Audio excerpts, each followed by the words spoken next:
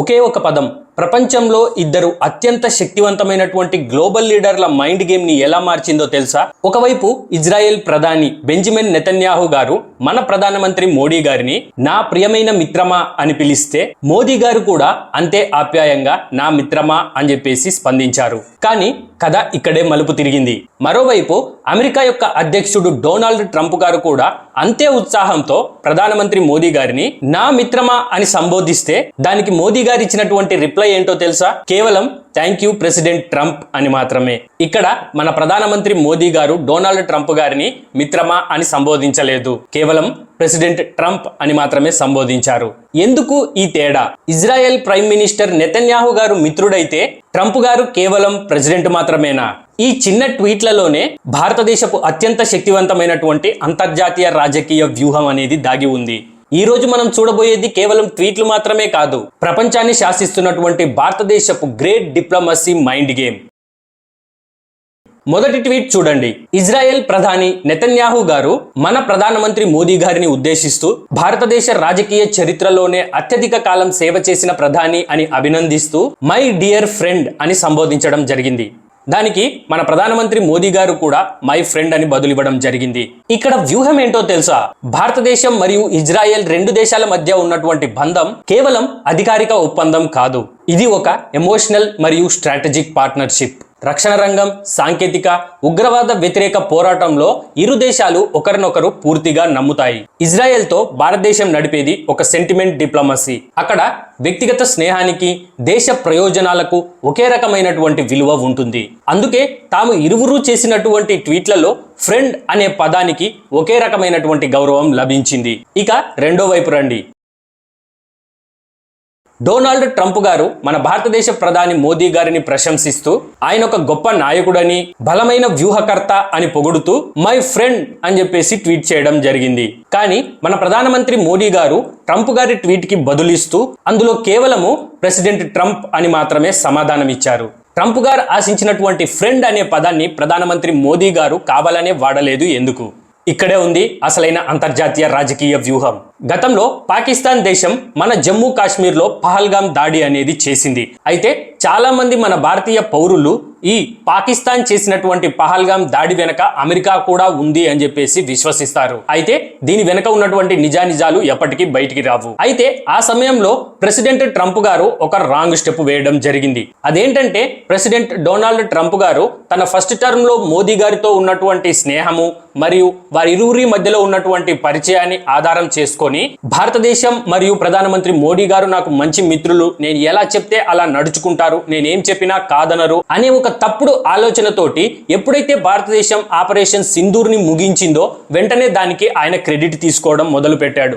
నేనే దగ్గరుండి భారతదేశం మరియు పాకిస్తాన్ మధ్యలో ఒప్పందాన్ని, శాంతి ఒప్పందాలను చేశాను అని చెప్పేసి ఆయన పబ్లిక్ గా ప్రకటించుకున్నాడు. కానీ ఇక్కడ ట్రంప్ గారికి తెలియని విషయం ఏంటంటే మన భారతదేశము ఒకరి సహాయం ఎప్పుడూ ఉంచుకోదు. పైగా ఏ ఇతర దేశమైనా మన భారతదేశానికి సహాయం చేస్తే దానికి క్రెడిట్ వాళ్ళకి ఎప్పుడూ ఇస్తాము. దానికి ఉదాహరణే 1971లో రష్యా మన భారతదేశానికి చేసినటువంటి సహాయం, అలాగే కార్గిల్ యుద్ధ సమయంలో ఇజ్రాయెల్ మన భారతదేశానికి చేసినటువంటి సహాయం. ఈ రెండు సహాయాలను భారతదేశం అనేది ఎప్పటికీ మర్చిపోదు.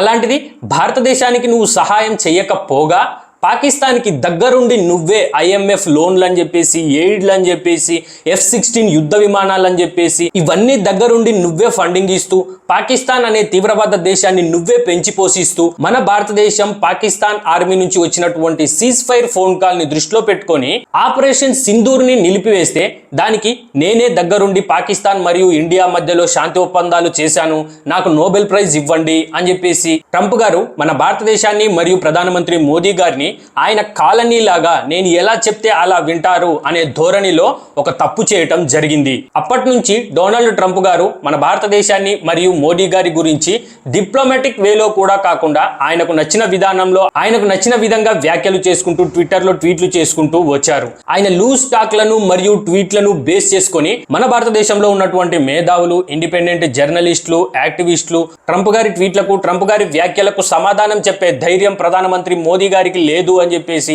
మన దేశంలోనే కూర్చుంటున్న వారు చాలా రకాలుగా హేళన చేసేవారు. ఇప్పటికీ కూడా అలానే చేస్తూ ఉన్నారు. దీంతో భారతదేశం మరియు అమెరికా మధ్యలో ఉన్నటువంటి బంధం అనేది కేవలము వ్యూహాత్మక బంధంగానే ఉండిపోయింది. అది స్నేహ బంధం కాదు.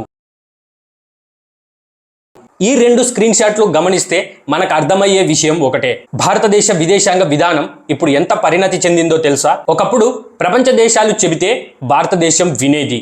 కానీ ఇప్పుడు భారత్ నడుచుకునేటటువంటి తీరును చూసి ప్రపంచ దేశాలు నేర్చుకుంటున్నాయి. ఇజ్రాయెల్తో ఉన్నది హృదయపూర్వకమైనటువంటి స్నేహం. అమెరికాతో ఉన్నది కేవలం వ్యూహాత్మక భాగస్వామ్యం. ఎవరితో ఎంతవరకు ఉండాలి, ఎవరిని ఏ పదంతో సంబోధించాలి అనే విషయాన్ని మన భారతదేశ విదేశాంగ శాఖ అనేది ఖచ్చితత్వంతో లెక్కిస్తుంది. ఎందుకంటే ఒక్క చిన్న పదం అటు ఇటు అయినా అంతర్జాతీయంగా పెద్ద వివాదం కావచ్చు. కానీ ఇక్కడ మన భారతదేశము తన సార్వభౌమత్వాన్ని, స్వతంత్ర విదేశాంగ విధానాన్ని చాటి చెప్పింది. మిత్రులారా, సోషల్ మీడియాలో మనం చూసేటటువంటి ట్వీట్ల వెనక ఎంతో హోంవర్క్ ఉంటుంది. ఈ రెండు చిత్రాలలో ఉన్నటువంటి ట్వీట్లు మనకు నేర్పే పాఠం ఒకటే.